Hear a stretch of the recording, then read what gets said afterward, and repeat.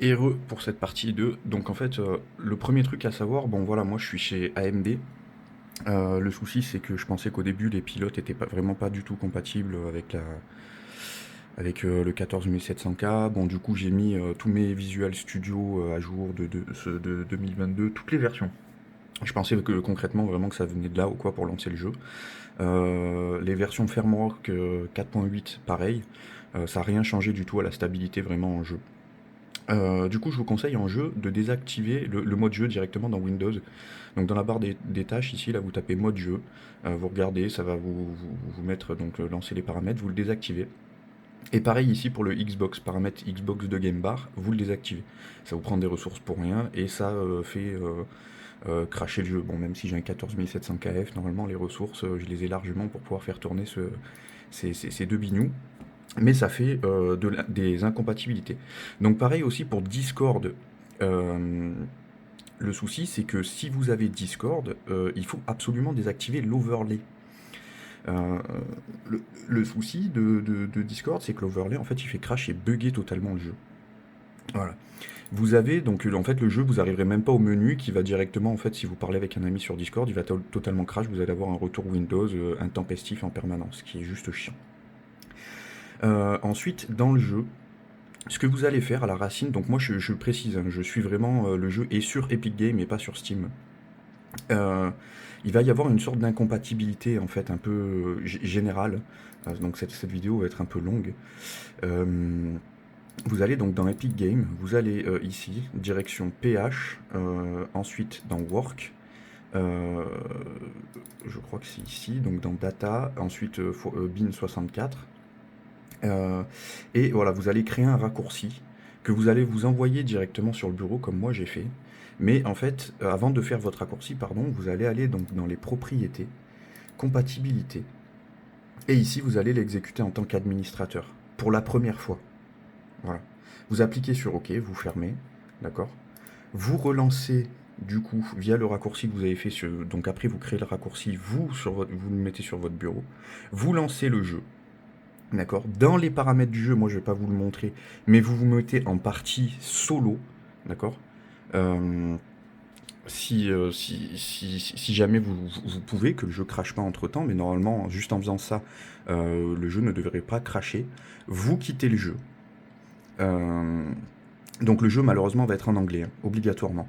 Alors ce que vous faites ensuite, vous allez dans Data Lang, donc une fois que vous avez quitté le jeu.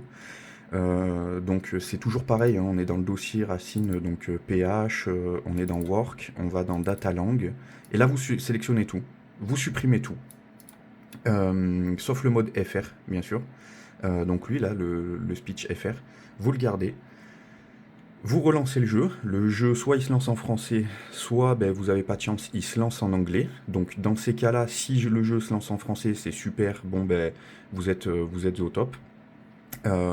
Soit ben, du coup vous êtes malheureusement obligé donc de supprimer le mode français, de retourner donc de relancer Epic Game. Et quand vous êtes dans Epic Games, ben, vous allez dans votre bibliothèque, hein, sur Day in Light, vous faites là, et puis ben, vous faites, normalement je crois que c'est géré, et vous faites ben, vérifier les fichiers. Il va vous retélécharger à peu près pour 30 ou 32 gigas de fichiers langue.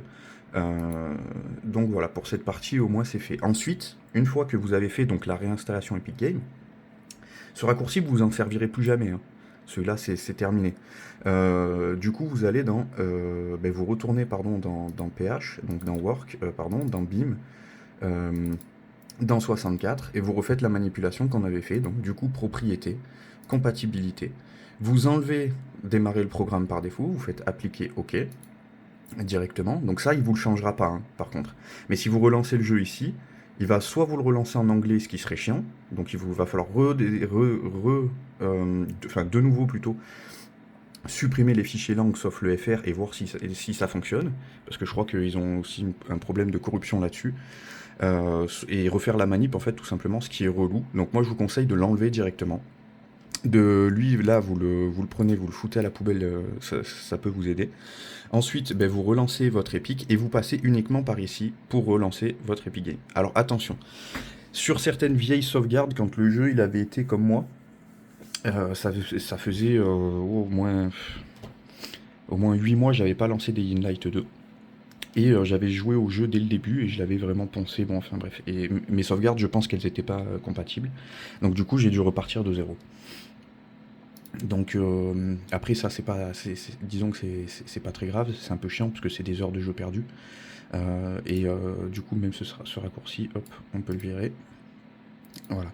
Donc ça, c'est pour la partie vraiment Windows, la partie vraiment Epic. Hop.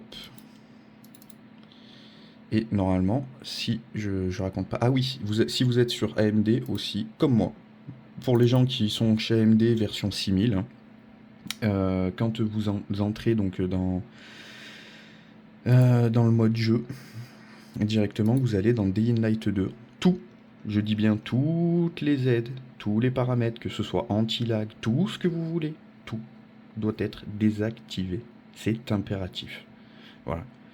J'ai eu énormément de conflits, énormément de bugs et de crash justement à cause de ça. Le jeu commençait à tourner un peu mieux quand j'ai vraiment tout désactivé chez AMD. Par contre, il me restait vraiment la RAM où c'est que j'avais des problèmes. Voilà.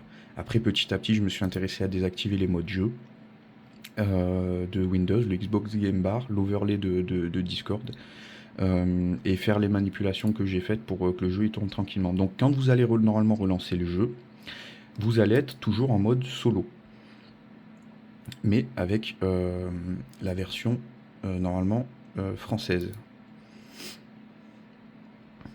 du jeu.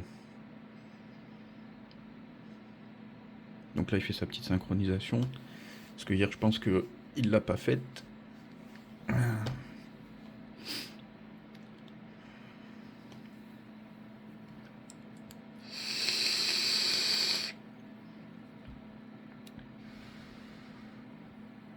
Et là voilà, vous avez la version française du jeu.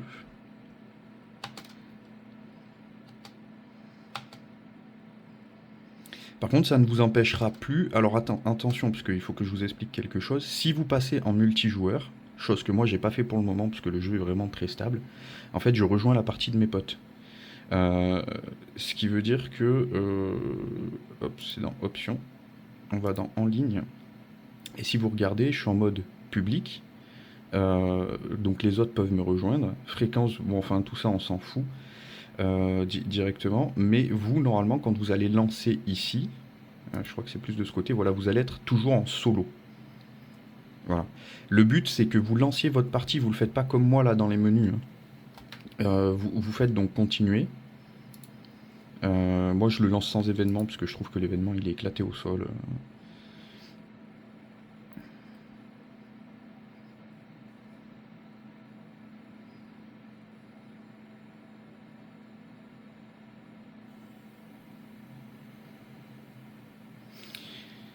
Donc ouais, vous allez directement vous le faire dans les menus.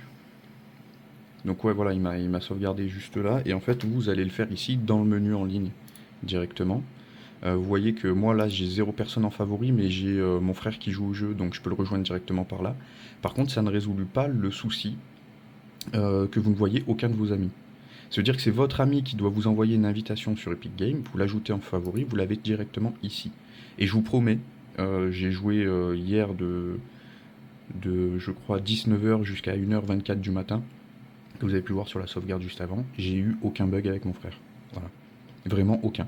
On a pu jouer vraiment sans souci, sans crash. C'est plus lui qui a crash que moi j'ai crash, quoi, du coup. C'était assez marrant.